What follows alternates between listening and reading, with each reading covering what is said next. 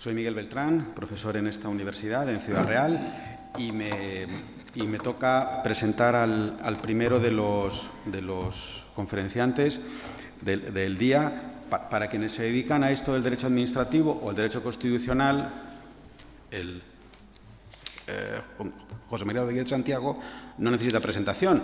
Para quienes, muchos aquí presentes, pues no están en esta guerra de la universidad, les presento a nuestro conferenciante. Es catedrático de Derecho Administrativo en la Autónoma de Madrid, ha trabajado como letrado en el Tribunal Constitucional, ha sido profesor e investigador en Alemania, en Múnich, en Heidelberg y en Friburgo. Es autor de varios libros de referencia sobre el Estado social, sobre metodología del derecho administrativo. Y esto ya valdría para justificar que le hayamos invitado a estar aquí.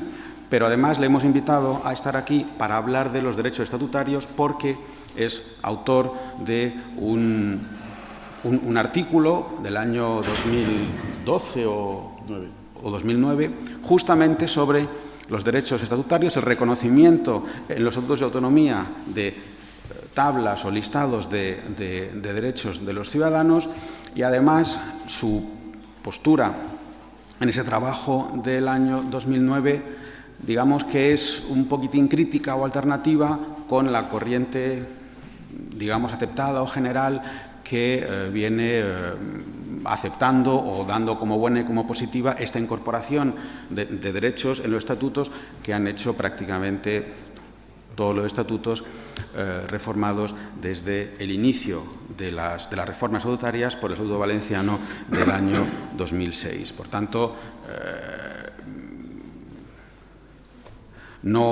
su postura es bien clara, es bien conocida. Los profesores que nos dedicamos a escribir, a hablar, no tenemos secretos o pocos porque contamos y escribimos un montón de cosas. No es,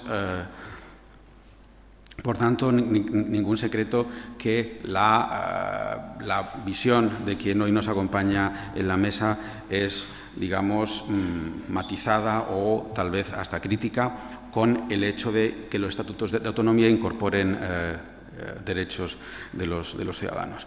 Bueno, pues nada, agradeciéndole su presencia aquí con nosotros, le doy la palabra a José María Rodríguez Santiago. Muchas gracias, Miguel. Buenos días a todos. También mis primeras palabras tienen que ser de agradecimiento a mi colega y gran amigo Miguel Beltrán y a mi colega y gran amigo Isaac Martín. Y les agradezco también a ustedes que estén aquí. Miguel me ha relevado del inicio que iba a hacer, que es exactamente desvelar mis prejuicios. Yo creo que es una regla de honestidad que antes de abordar una cuestión que ha sido muy polémica hace unos años, desvele exactamente los prejuicios de los que parto en el speech que les voy a soltar aquí esta mañana. La profesora Morcillo, en la espléndida comunicación que va a presentar después, dice que la mayor parte de la doctrina que se ocupó de esta cuestión fue favorable a la constitucionalidad de los derechos estatutarios. Pues bien, esto me sirve para decir que yo fui de la minoría y que con alguna corrección en mis tesis iniciales lo sigo siendo. Voy a exponer la idea central de la exposición de hoy y después la desglosaré con algún detalle. Yo creo que las declaraciones de derechos y algunas otras regulaciones materiales que se incluyeron en los llamados estatutos de segunda generación o de nueva generación, como el régimen local, del que va a hablar después mi querido amigo Marcos Almeida, no cabían, no tenían espacio constitucional en aquellos estatutos. En 2007 y 2010, el Tribunal Constitucional hizo un esfuerzo interpretativo ímprobo para que cupieran, para encontrarles un acomodo aceptable en la Constitución. Y el resultado es que, de tanto empujar, pasa muchas veces esto, de tanto empujar y hacer sitio por vía interpretativa, han cabido dentro los estatutos de autonomía, ha cabido la regulación del régimen local, pero ¿qué ha pasado? Se ha deformado el recipiente. Se ha deformado y hoy el estatuto de autonomía ya no es lo que era antes de 2007 o de 2010. Todavía en 2007, fíjense ustedes, en la misma decisión que dio comienzo a lo que a mí me parecía que era la solución incorrecta, podía decir el Tribunal Constitucional, leo textualmente, sentencia del Tribunal Constitucional 247/2007.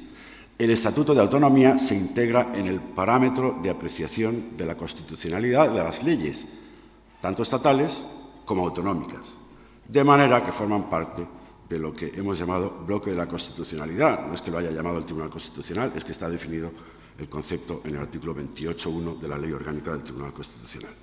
Pues bien, les digo que muy recientemente, octubre de 2016, el Tribunal ha tenido que rendirse a la evidencia y reconocer que esto ya no es verdad.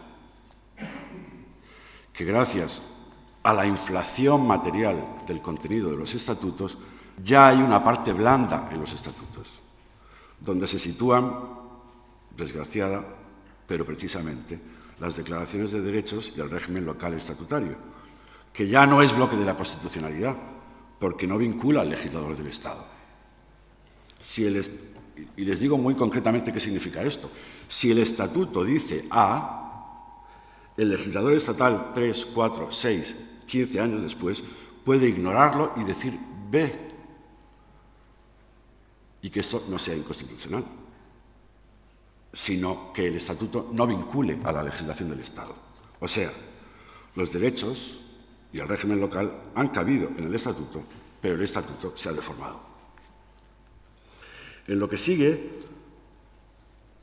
voy a exponer primero la médula argumentativa de la opinión que formulé en 2009, unos minutos. Después voy a hacer una referencia sumarísima a las sentencias 247 de 2007 y 31 de 2010.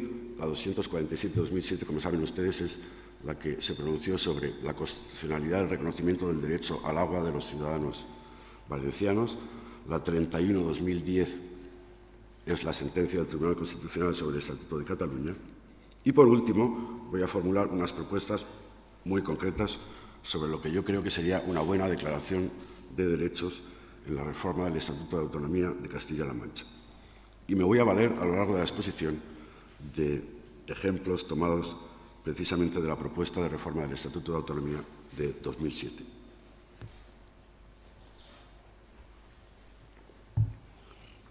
Mi tesis de partida. Prepárense para oír algo que parece un trabalenguas, pero no lo es. Después lo explico con más detenimiento y creo que es fácilmente comprensible lo que quiero decir. El Estatuto de Autonomía organiza la comunidad autónoma, pero no es fuente constitucionalmente admisible para adoptar decisiones regulativas, decisiones legislativas, que la Constitución o el propio Estatuto de Autonomía atribuyen al legislador estatal o autonómico para ser tomadas por separado. Es verdad que creo que parece un trabalenguas, pero no lo es. Empiezo con lo más sencillo. La Constitución define el Estatuto de Autonomía como la norma institucional básica de cada comunidad autónoma. A mí me encanta esa definición, en su sencillez. El objeto de esa norma prevista en la Constitución, que se llama Estatuto de Autonomía y que se aprueba por ley orgánica en el Congreso de los Diputados, es regular lo institucional. Constituir a la comunidad autónoma como institución, como organización jurídico-pública, con sus órganos, sus procedimientos y sus competencias. El Estatuto de Autonomía, salvo precepto constitucional en contrario, que algunos hay, no es norma idónea para contener regulaciones materiales que corresponde adoptar al Estado o a la comunidad autónoma, no en el Estatuto de Autonomía, sino en la legislación del Estado o en la legislación de la comunidad autónoma. Insisto, no en el Estatuto de Autonomía, que tiene un procedimiento especial, no especial, especialísimo de elaboración,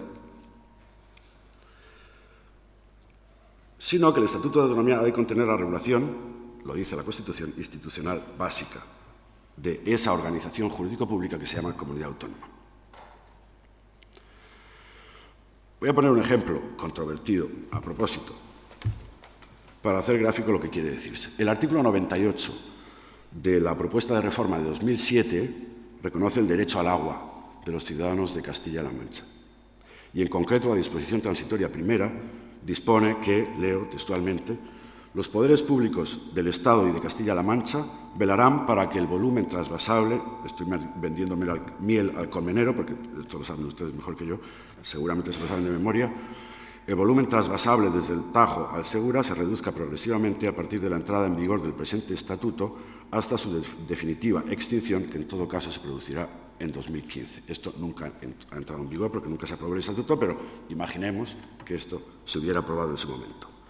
Ya tendría que haber cesado el trasvase porque estamos en 2017.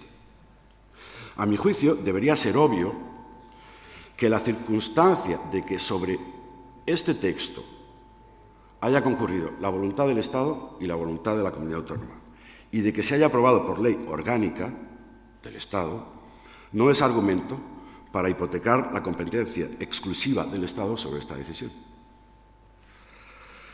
Esta decisión legislativa del Estado, que es competente en materia de aguas intercomunitarias, 149.1.22 de la Constitución, podrá adoptarse por mayoría simple y no por mayoría orgánica, antes, durante, después de 2015 o nunca.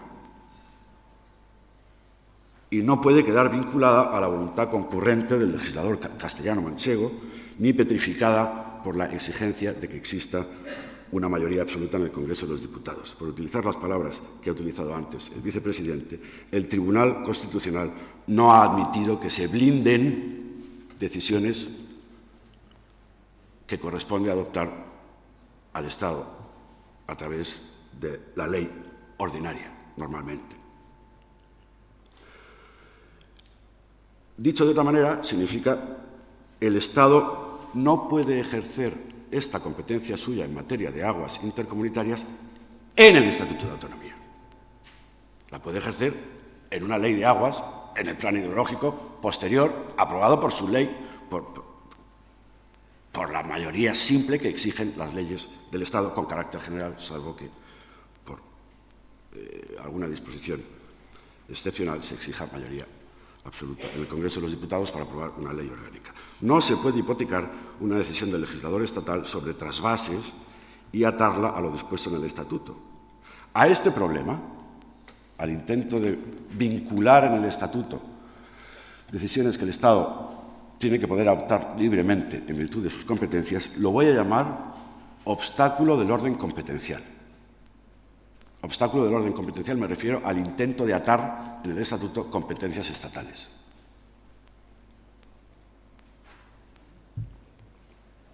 Yo era de la opinión de que preceptos como este, como el del trasvase, eran inconstitucionales y nulos, solo por el simple hecho de estar en el Estatuto. No tienen sitio, por tanto, debe declararse este precepto inconstitucional y nulo. No ha sido este, sin embargo, el juicio del Tribunal Constitucional, para el que, como se verá, y conforme a una tesis que había sido defendida por mi colega Tomás de la Cuadra, que habla esta tarde, esos preceptos son solo ineficaces frente al Estado, que no está vinculado para ellos, que no está vinculado por ellos al ejercer la competencia en materia de aguas. Con esto ya se está introduciendo, evidentemente, la asimetría en el Estatuto. Ya se está dibujando la parte blanda del Estatuto. Ya hay una parte del Estatuto que no va a vincular al Estado, solo a la comunidad autónoma. ¿Eso qué significa? Que el Estatuto ya no es bloque de la constitucionalidad en el sentido de constituir la norma que tiene que ser respetada por el Estado y por la comunidad autónoma. No, ya está diseñándose ahí una pequeña parte, aunque solo fuera este precepto sobre el trasvase, que no es inconstitucional y nulo, pero no es eficaz frente al Estado, solo frente a la comunidad autónoma. Ya estamos ahí con la parte devaluada o parte blanda del Estatuto. No sé si se entiende lo que estoy explicando, pero algunos dicen que sí. Junto con el obstáculo del orden de competencias, yo creo que hay otro problema, al que voy a denominar obstáculo del principio democrático. Decisiones que la Constitución ha entregado al juego de la política y de las mayorías simples parlamentarias no deberían poder sustraerse de ese ámbito de la discusión política, congelándolas y haciéndolas inaccesibles al legislador autonómico por su inclusión en el Estatuto. Como ya está en el Estatuto, ya no se puede tocar. También creo que el vicepresidente se ha referido a esto. Esto, por supuesto, que se puede hacer con lo que la Constitución prevé que se puede hacer. El problema es si esto se puede hacer con decisiones que la Constitución no prevé que puedan congelarse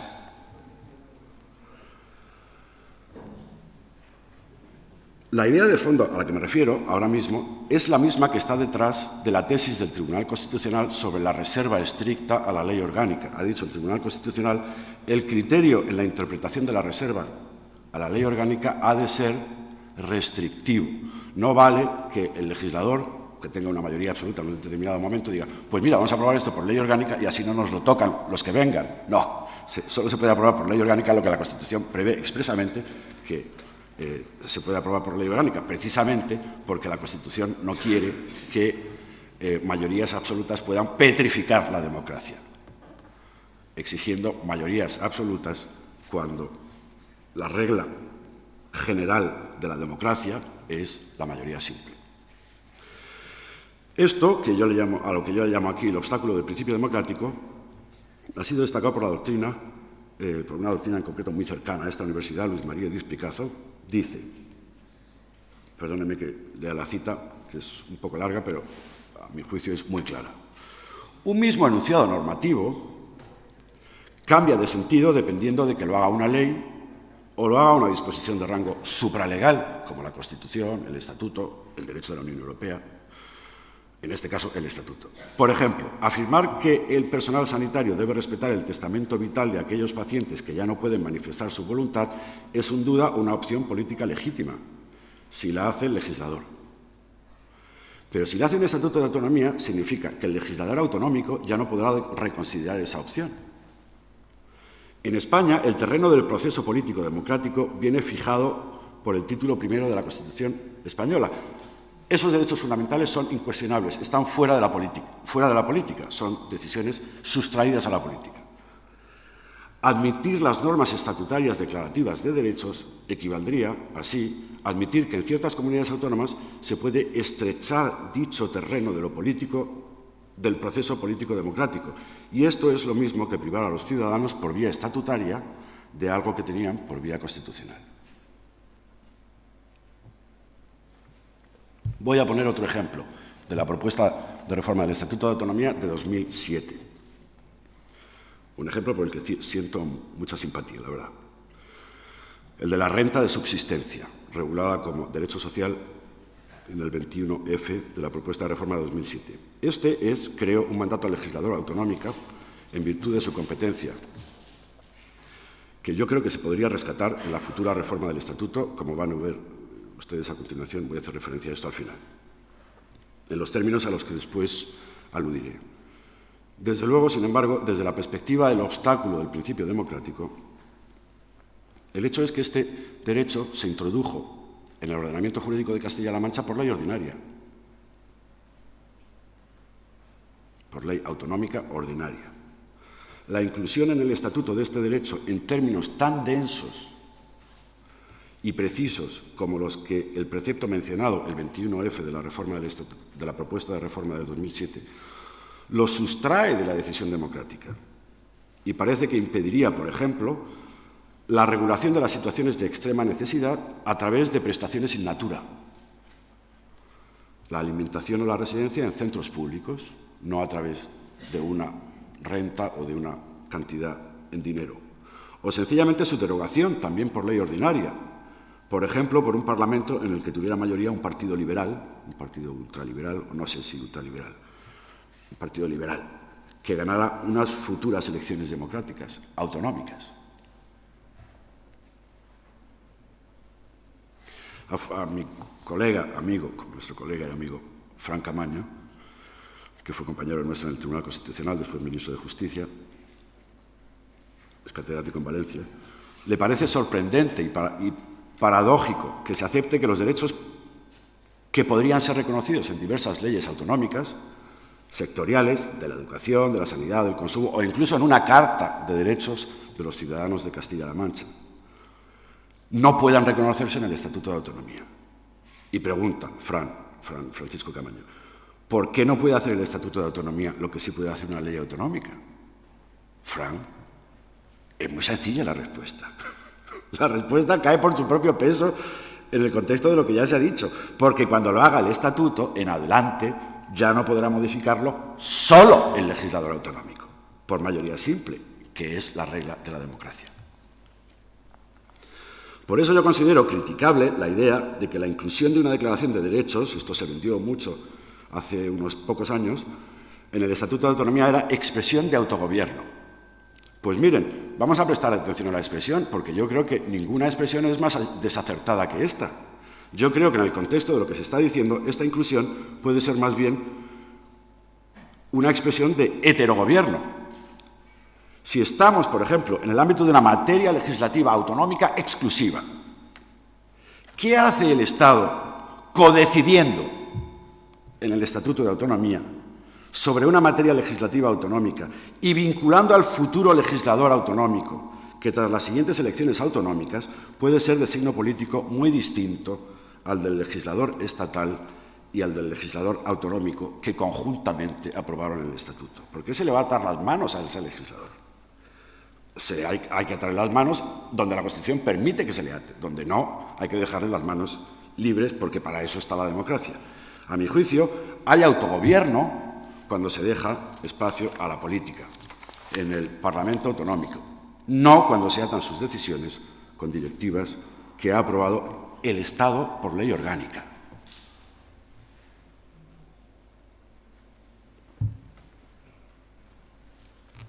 ¿Qué dijo el Tribunal Constitucional en las sentencias 247 de 2007 y 31 de 2010? Esas dos sentencias, como ya se ha dicho, llevaron a cabo un hercúleo esfuerzo de interpretación constitucional para encontrar acomodo aceptable a las declaraciones de derechos en los estatutos de autonomía y otras regulaciones materiales, como por ejemplo el régimen local autonómico.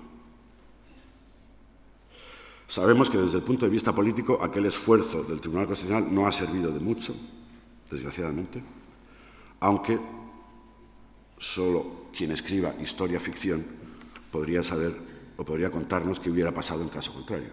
También es cierto. Voy a referirme ahora a los dos obstáculos a los que he hecho referencia hasta ahora mismo. El obstáculo del principio democrático. El obstáculo del principio democrático fundamentalmente se refiere a derechos que se sitúan en el ámbito competencial de la comunidad autónoma. A este se refirió sobre todo la sentencia 247-2007, en la que sale, por supuesto, se trae a colación este obstáculo y se conecta el principio democrático con la idea de la rigidez de los estatutos de autonomía, dice el Tribunal Constitucional, leo textualmente, toda vez que aquel pudiera resultar afectado, el principio democrático, por las regulaciones estatutarias que estuvieran dotadas de tal densidad normativa que limitara la actividad del legislador autonómico.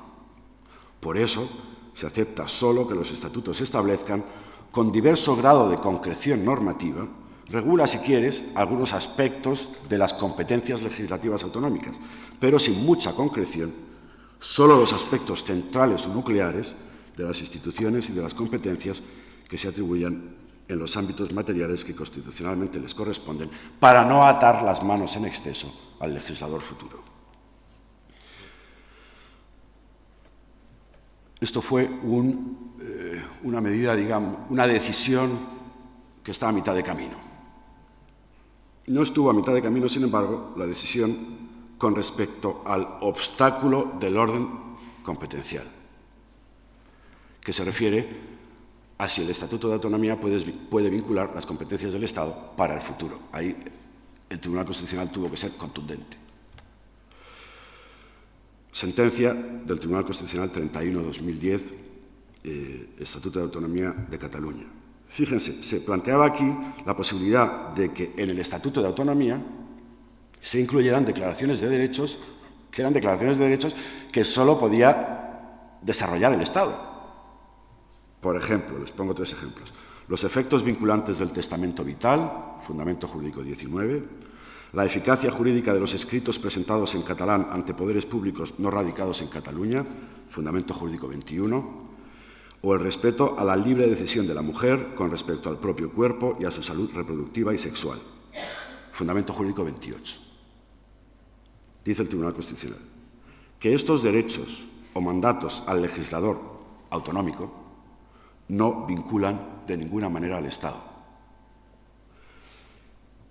estos derechos quedan condicionados a lo que disponga en el futuro el legislador estatal, y dice expresamente el Tribunal Constitucional, con entera libertad. Bueno, entonces, ¿qué hace esto en el Estatuto? Me gustaría a mí preguntar.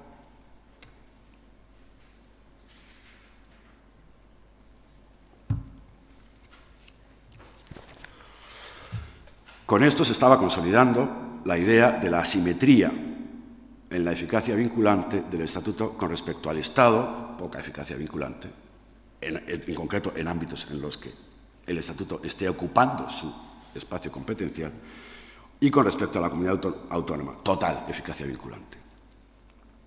El paso definitivo en este sentido se ha dado recientemente.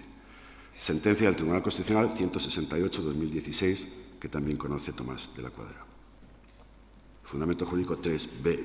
Negro sobre blanco y con una claridad que sorprende en la última jurisprudencia constitucional, dice el Tribunal Constitucional que, fíjense, Estatuto de Autonomía de Asturias. Las parroquias rurales tendrán personalidad jurídica. No hay duda sobre esta frase.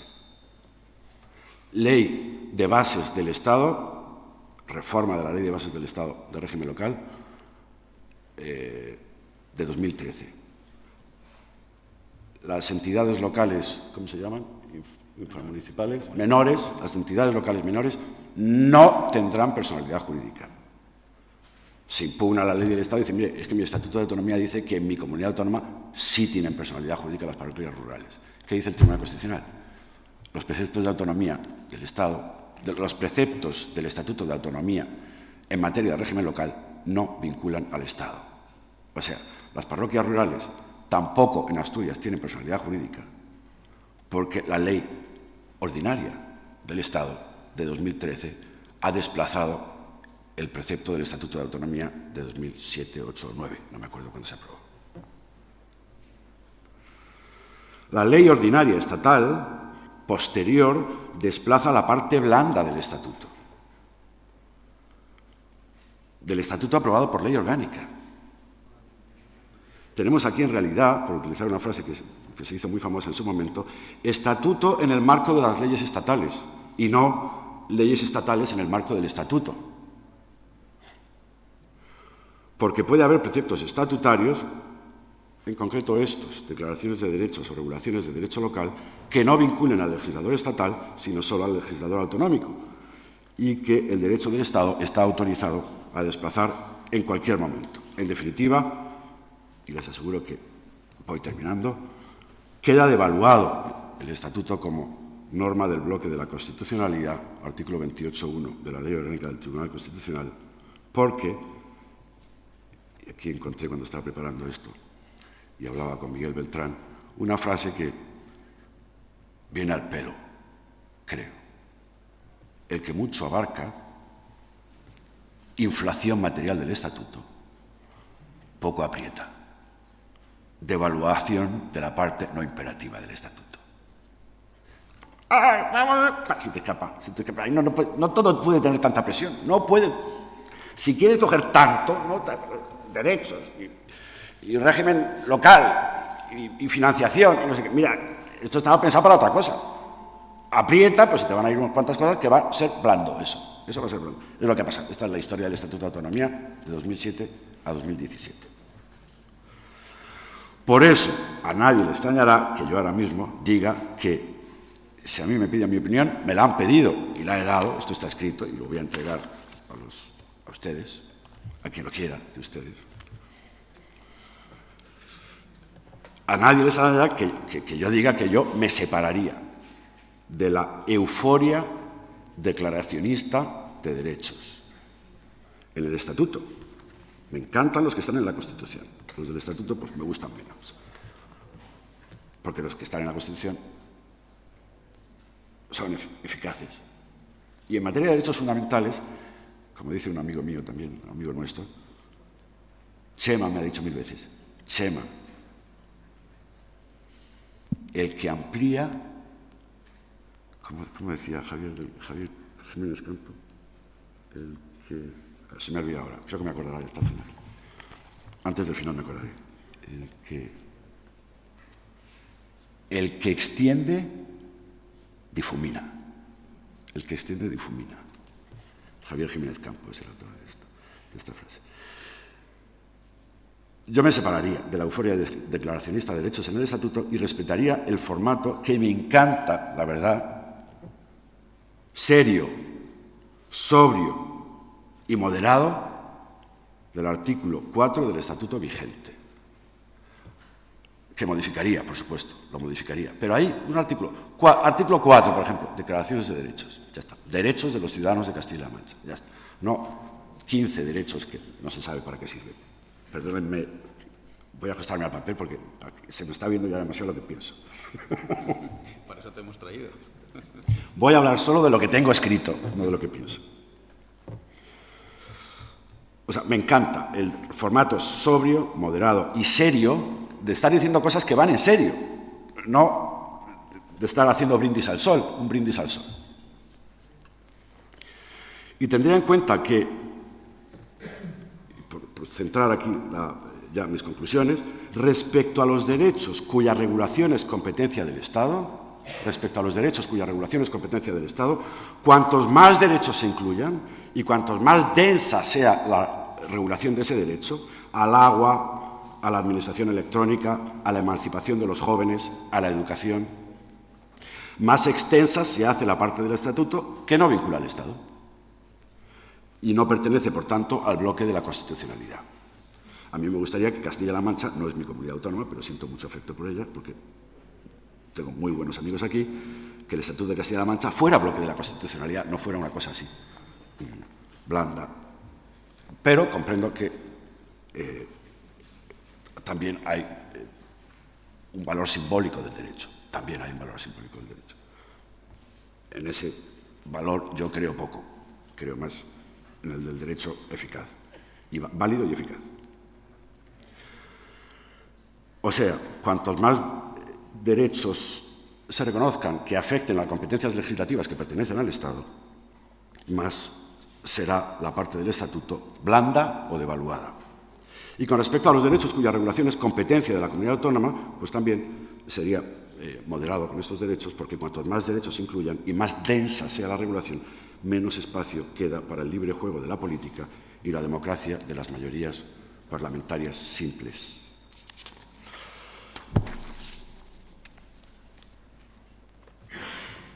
Me permitirán ustedes que yo también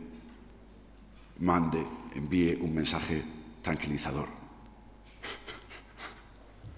Aquí hay cierto tono de broma, ¿eh? Que nadie se preocupe.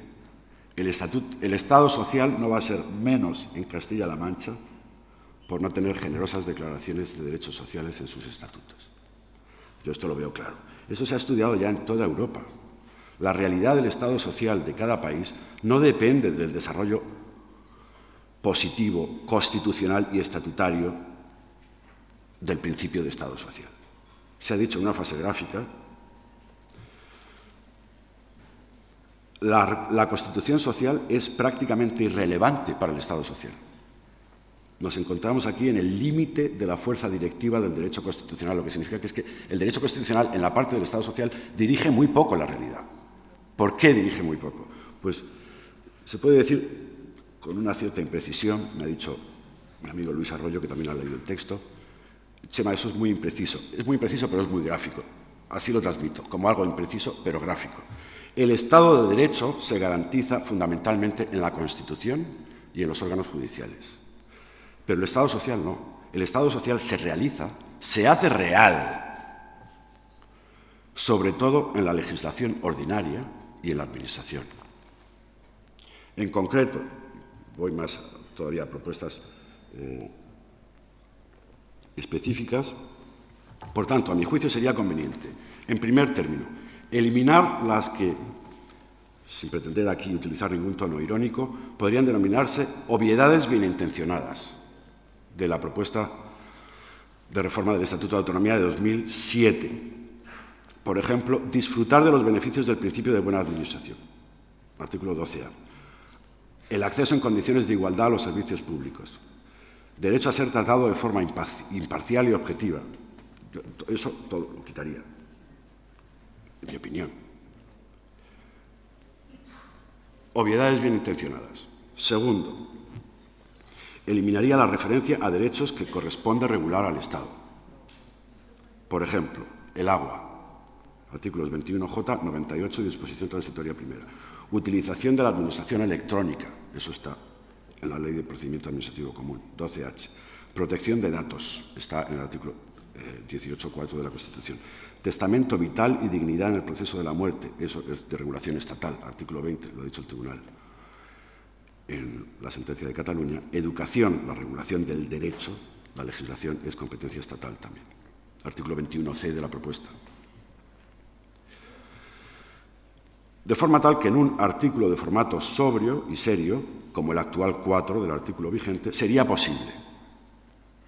Importantísimo esto. Y muy relevante. Y no se le ha prestado la atención que merece.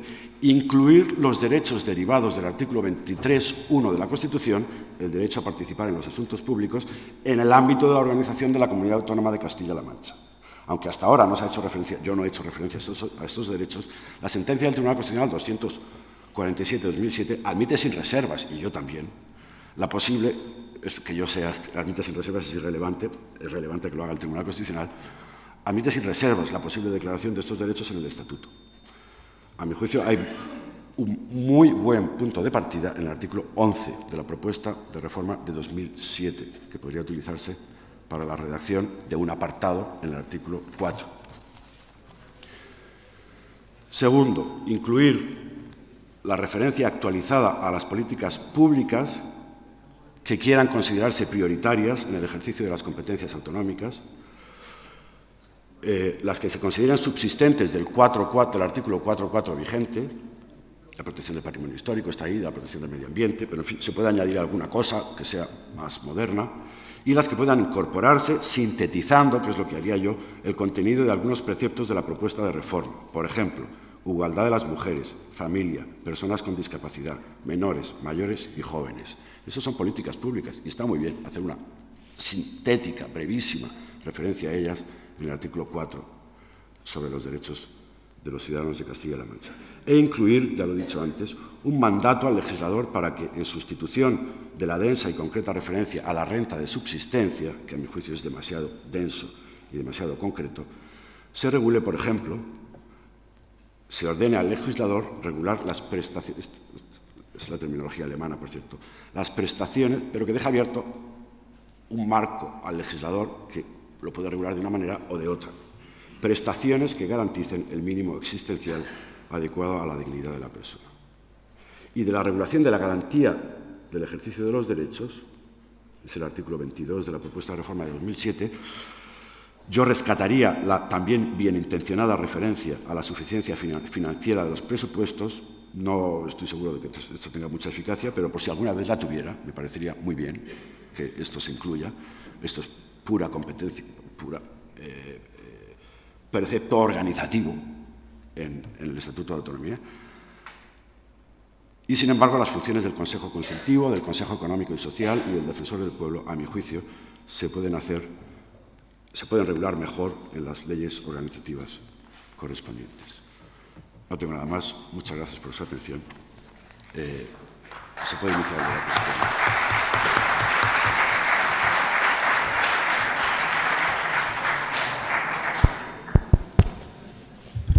Muchísimas gracias, Chema. Tenemos unos minutos para discutir o debatir.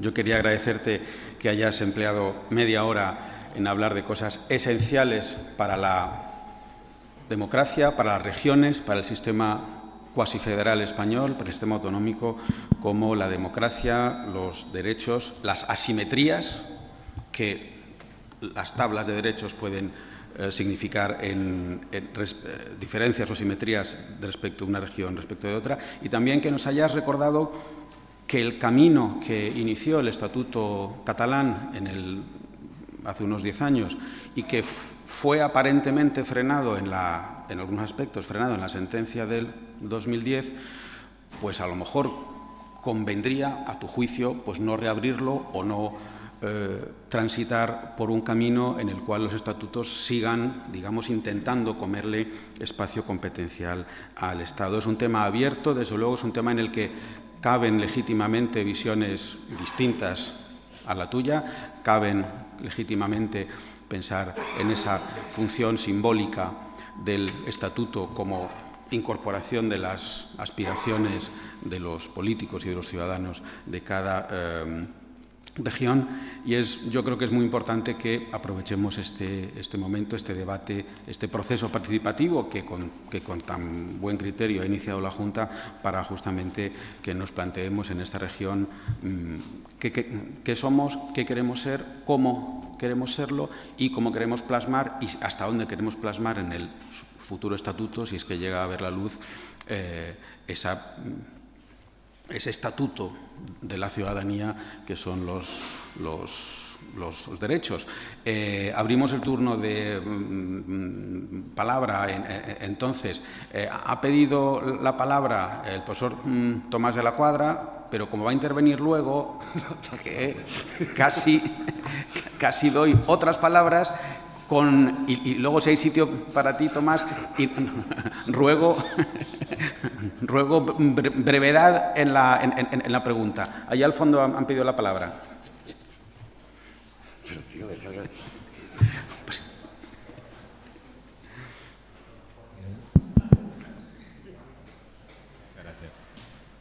buenos días, enhorabuena por la ponencia y disculpas al profesor de la Cuadra, que desde luego no tenía ninguna intención de saltarme el turno. Aunque vaya a ser breve, pero sí me gustaría, si me permite, abusar con 3 cuestiones. Oye, perdona un momentito. No se oye bien, ¿no? Yo no oigo, es que tengo mal el oído, estoy tomando cortisona, pero... Me lo pego lo más posible. No oigo casi nada. ¿Ahora qué tal? Vale, la primera cuestión. Si toda la tesis que ha expuesto durante la ponencia respecto a la relación de derechos es trasladable también a la relación de deberes que contiene el artículo 10 del texto que se está manejando, que sale de la Comisión Constitucional del Congreso, sobre todo con 2 deberes que a mí me llaman especialmente la atención, que está en ese texto, que es el de la letra C, el de colaborar en situaciones de emergencia, y el de la letra G, contribuir y participar en la educación de los hijos. Una segunda cuestión. Me gustaría saber si en aquellos derechos en los que haya una incidencia, por un reconocimiento de derechos constitucionales, pero también tenga incidencia en competencias exclusivas de la Junta de Comunidades, ¿cuál sería esa tesis? Si también deberían salirse o que debería quedar por lo menos la parte que son competencia de la Junta de Comunidades. Le pongo el ejemplo del artículo 20, el derecho de voluntades anticipadas y a vivir con dignidad el proceso de la muerte, que tiene incidencia, según está redactado, en la competencia sanitaria de la Junta de Comunidades. Y una tercera cuestión, y ya la última, si me permite el abuso, ya no es jurídica, trasciende un poco más. ¿Qué efecto cree que tendría en la ciudadanía de Castilla-La Mancha si lee que del Poder Legislativo Autonómico sale una relación de derechos que luego, cuando quiera ejercerlos o quiera reclamarlos ante el Poder Judicial, se va a ver obstaculizado? ¿Qué cree que va a quedar en la conciencia de la ciudadanía de Castilla-La Mancha si se produce esa situación? Gracias.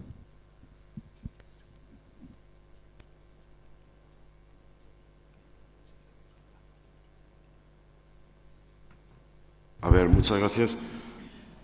Con respecto a los deberes, yo creo que se puede decir exactamente lo mismo que con respecto... O sea, mi tesis con respecto a los deberes es exactamente la misma que con respecto a los derechos. En realidad, porque mi tesis no depende de que algo sea un derecho, un deber, régimen local o sistema de financiación.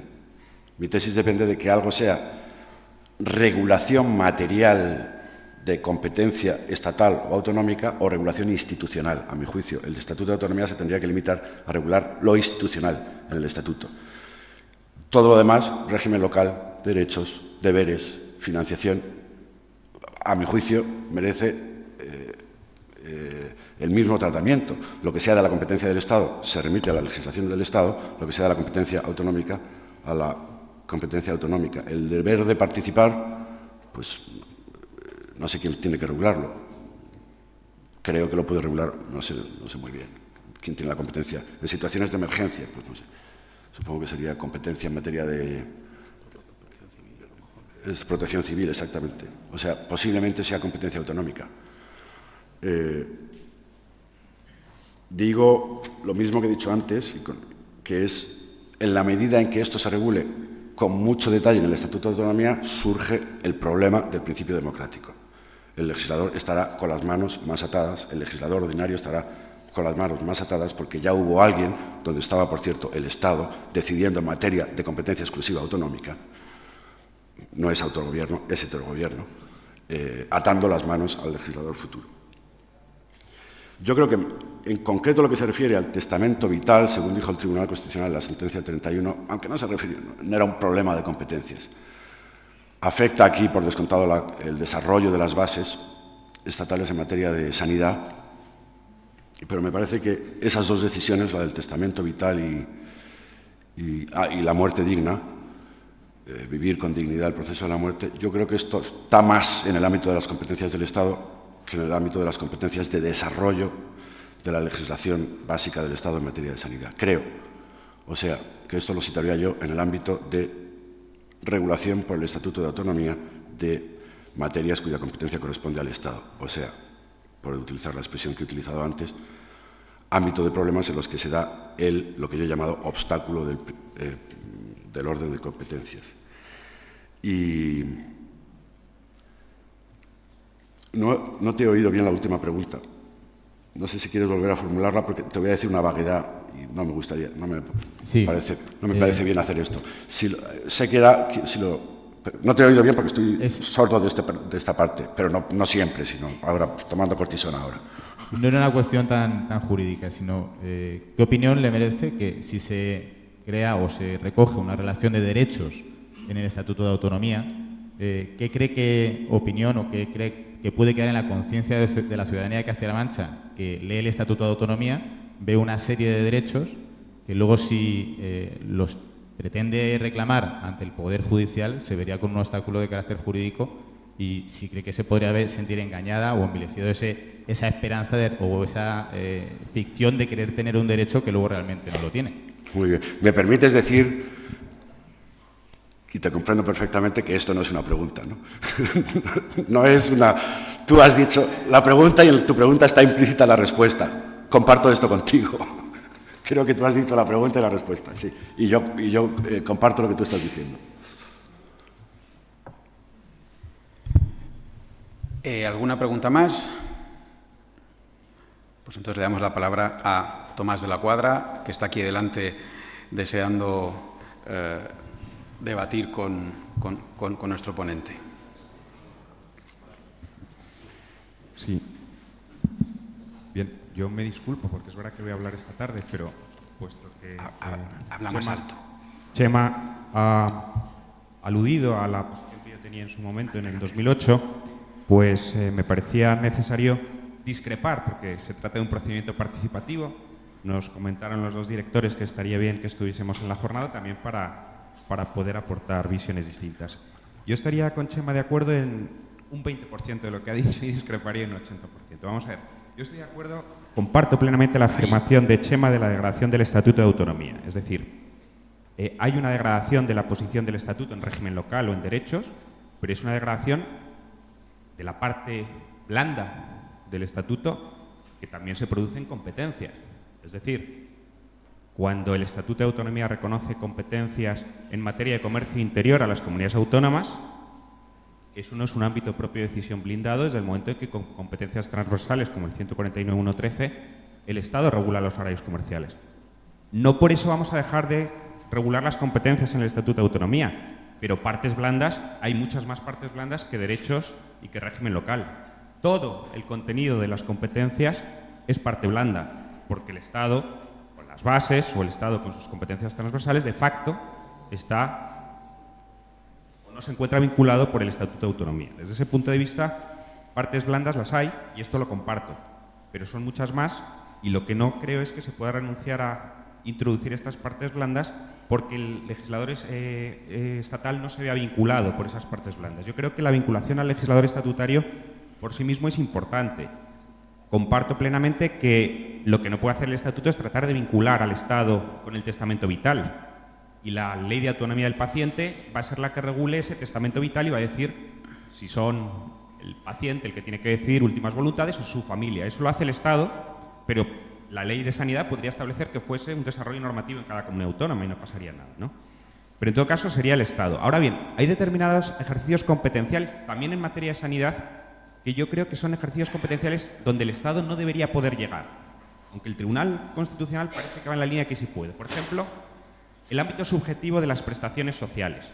En realidad, los estatutos de autonomía han recogido derechos sociales, fundamentalmente, y han tratado de vincular al legislador autonómico, por ejemplo, garantizando la igualdad en el acceso a los derechos sociales. Esta garantía de la igualdad, yo creo que el Estado tiene un límite en el ámbito subjetivo de los derechos sociales. Desde luego, en asistencia social no tiene competencia, pero incluso en sanidad puede establecer un mínimo común normativo. ¿Quiénes son los beneficiarios de la asistencia sanitaria? Pero bajo mi perspectiva, las bases no pueden llegar a decir solo estos pueden ser los beneficiarios. Yo creo que la comunidad autónoma debería poder decir que los inmigrantes en situación irregular, con cargo al presupuesto autonómico, evidentemente no con cargo al presupuesto sanitario, podrían tener también derecho a la asistencia sanitaria. Y aquí estás vinculando a la comunidad autónoma en el ejercicio de sus competencias. Desde el punto de vista de las dos objeciones, yo creo que el obstáculo competencial es un obstáculo cierto que yo comparto y mi posición era nunca podrá vincular al Estado, tendrá que vincular a la comunidad autónoma, pero los estatutos de autonomía lo reconocían porque decían los derechos estatutarios no supondrán la atribución de nuevas competencias. Exactamente lo mismo que dice la Carta de Derechos Fundamentales de la Unión Europea, donde encuentras derecho a la educación cuando la Unión Europea no tiene derecho a la educación. Vinculará a 10.2 o como sea, ¿no?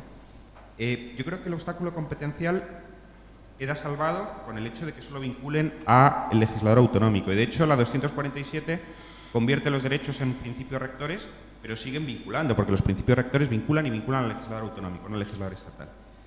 Y en cuanto al obstáculo del principio democrático, yo comparto la crítica a la oportunidad de si tienes que restringir la capacidad de una comunidad autónoma de decidir a través del legislador ordinario los derechos sociales que quiere dar a sus ciudadanos. Un partido ultraliberal no podría ir atrás.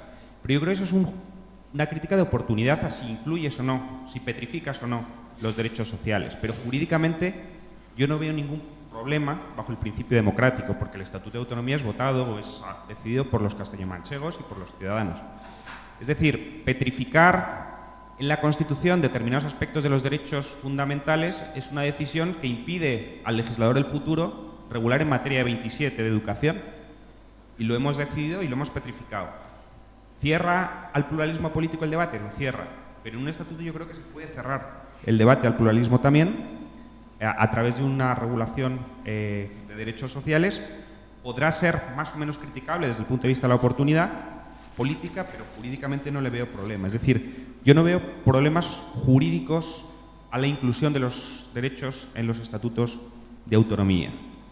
Lo que tiene que quedar muy claro al ciudadano es que los tiene solamente en lo que se refiere al legislador autonómico, que esos derechos no vinculan al legislador estatal y que por lo tanto no podrá ir y solicitar el testamento vital ante un tribunal si resulta que la ley de autonomía del paciente del Estado ha establecido que son los familiares los que establecen las últimas voluntades o lo que sea, ¿no? Con lo cual, es verdad que la euforia de declaración de derechos puede tener problemas políticos.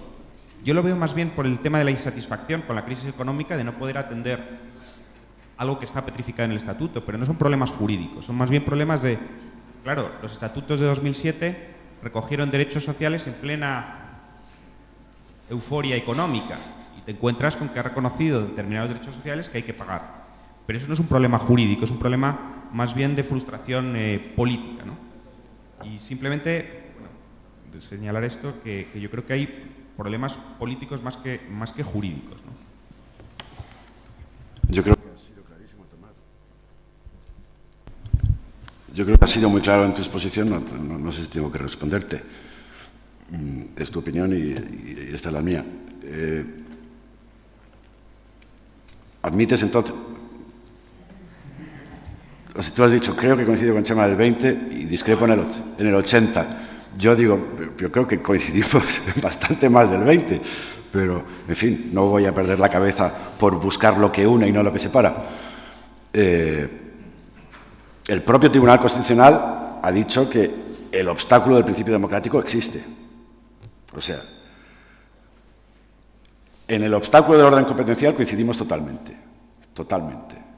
Queda la cuestión menor, que es, y en el ámbito de la competencia exclusiva autonómica, que, pues, me parece que estamos de acuerdo también. En el ámbito, en parte, que es, ¿hay un obstáculo del principio democrático o no? Yo creo que sí lo hay. Basta la simple doctrina del Tribunal Constitucional sobre la reserva estricta de la ley orgánica. No se puede meter en una ley orgánica lo que no está expresamente previsto que se meta en la ley orgánica, para sostener mi tesis.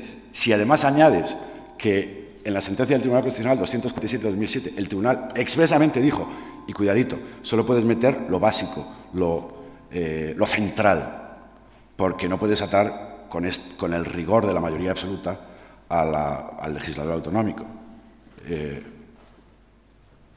No es necesario que lo lea, pero a lo mejor me he equivocado leyéndolo. En fin. Discrepamos y ya sabíamos que discrepábamos en esto. Pablo. Tienes un minuto, Pablo.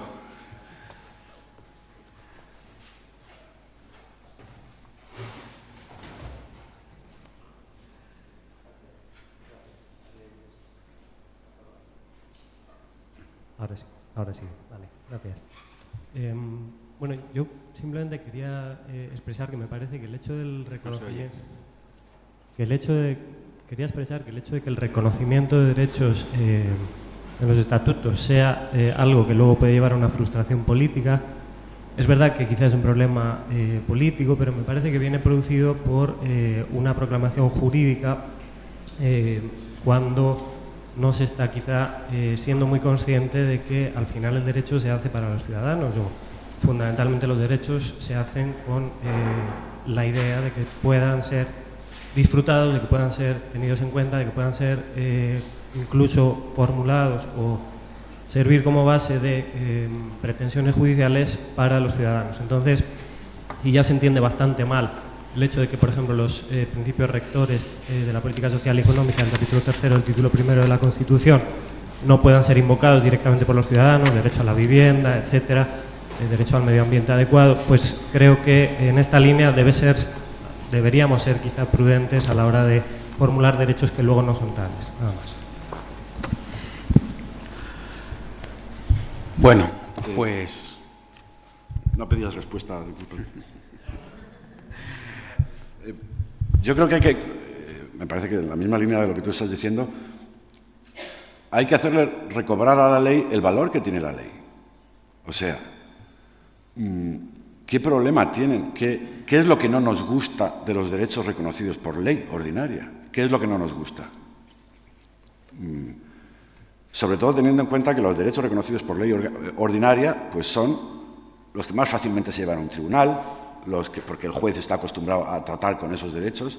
Yo rompo una lanza por el reconocimiento de derechos sociales en la ley ordinaria y la buena construcción de un sistema administrativo que aplique bien, que cree una buena organización y buenos procedimientos para aplicar derechos sociales que están reconocidos en la ley ordinaria.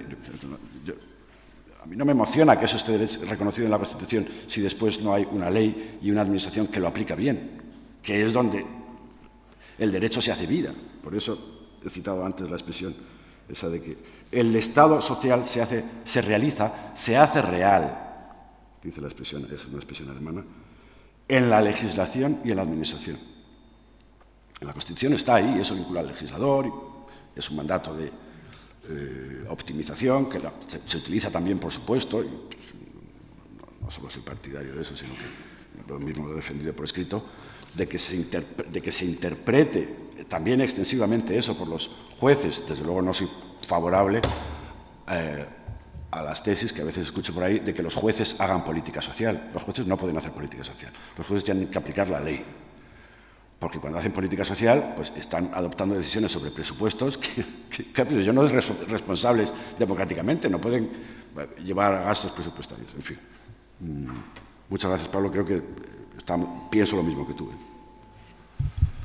Bueno, pues acabamos aquí con esta primera ponencia. Enseguida se sube aquí el profesor Díaz Reborio para hablarnos de lo siguiente. Muchas gracias.